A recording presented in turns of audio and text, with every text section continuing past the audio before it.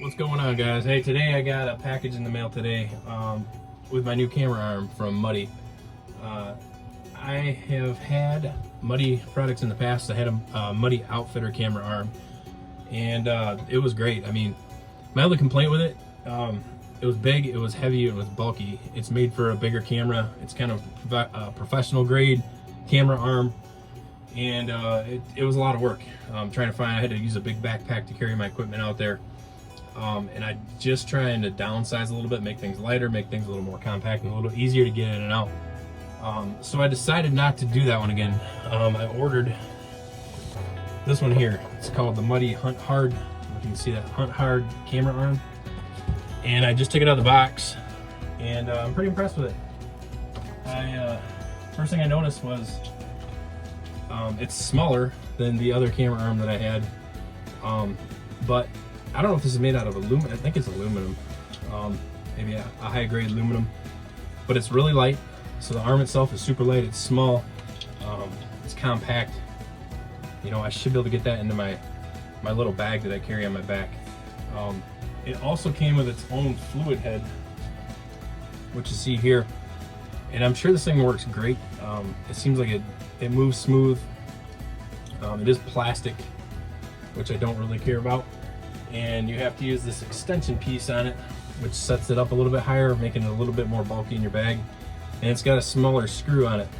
The one thing you could do though, I mean, I guess if it does come with its own little arm to move your camera around, but I guess you could grab onto that with your hand to move your camera side to side.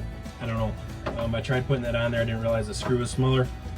And I had already purchased a higher quality fluid head here recently again, which is on this arm now, and it calls for the bigger screw, which goes through the bottom here, so that won't work with the fluid head that I have on here. But like I said, this is a much higher grade fluid head. Obviously I've got my controls that I don't know if you can see that, my controls hooked to it, so I can, you know, zoom in and out, power on the camera and whatnot. So I like that here at my fingertips by the handle, so that when I'm, you know, in the tree self-filming, it's just one motion instead of trying to fiddle around on your camera and stuff. This fluid head here in particular, simple button release. You just loosen this thing here, button release, and that attaches to your bottom of your camera. Put it on, you slide it in, release the button, give that a turn, and you're in business. So I'm pretty impressed with this camera arm so far.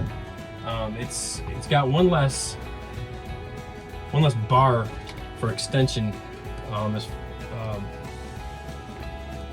the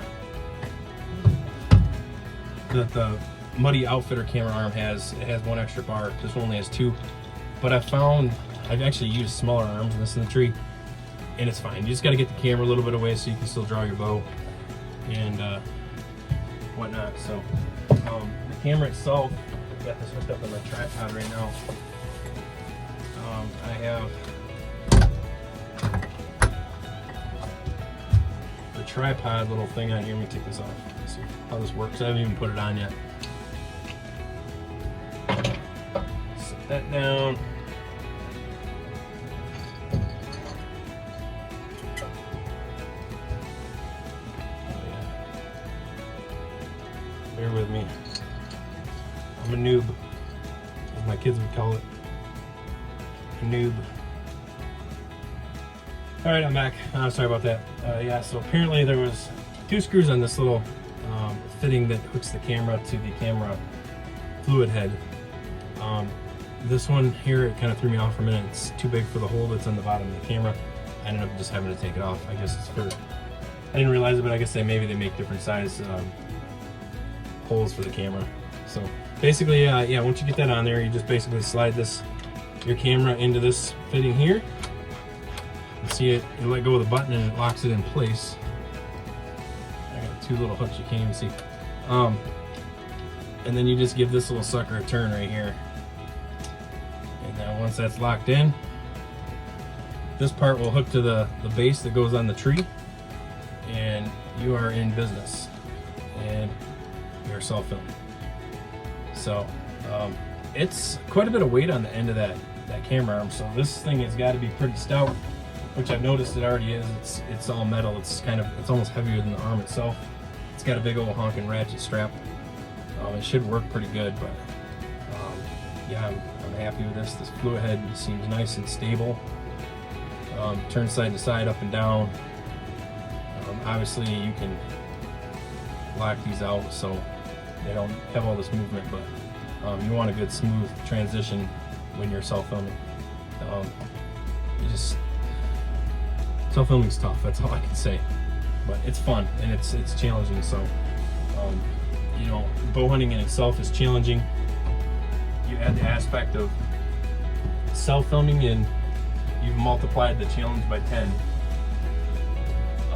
You find yourself getting a little bit more picky, and just because you have an audience, a lot of times you're going to show this to people, and so yeah, it presents different challenges and different aspects if you ever want to try it.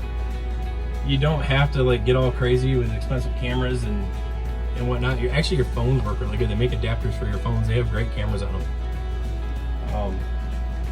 But we do a little bit of stuff with TV, and we upload a lot of this stuff, so it's got to be a little bit higher quality and has to, you know, work with our editing software on the computers and whatnot. So yeah, that's it. Just a little unboxing. So if you want to check it out, that camera arm was $50.